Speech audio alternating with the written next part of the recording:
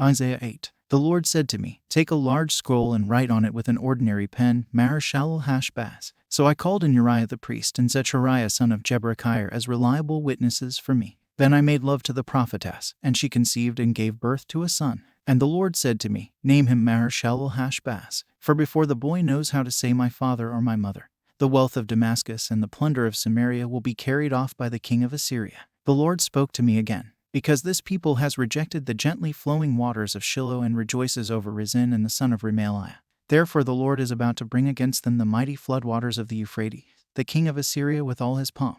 It will overflow all its channels, run over all its banks, and sweep on into Judah, swirling over it, passing through it and reaching up to the neck. Its outspread wings will cover the breadth of your land, Emmanuel. Raise the war cry, you nations, and be shattered. Listen, all you distant lands. Prepare for battle, and be shattered. Prepare for battle, and be shattered. Devise your strategy, but it will be thwarted. Propose your plan, but it will not stand, for God is with us. This is what the Lord says to me with his strong hand upon me, warning me not to follow the way of this people. Do not call conspiracy everything this people calls a conspiracy. Do not fear what they fear, and do not dread it. The Lord Almighty is the one you are to regard as holy.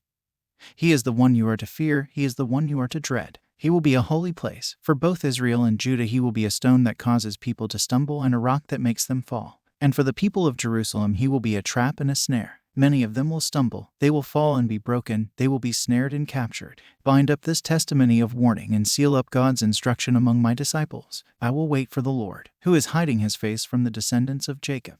I will put my trust in him. Here am I, and the children the Lord has given me. We are signs and symbols in Israel from the Lord Almighty, who dwells on Mount Zion. When someone tells you to consult mediums and spiritists, who whisper and mutter, should not a people inquire of their God? Why consult the dead on behalf of the living? Consult God's instruction and the testimony of warning. If anyone does not speak according to this word, they have no light of dawn. Distressed and hungry, they will roam through the land. When they are famished, they will become enraged and, looking upward, will curse their king and their God. Then they will look toward the earth and see only distress and darkness and fearful gloom, and they will be thrust into utter darkness.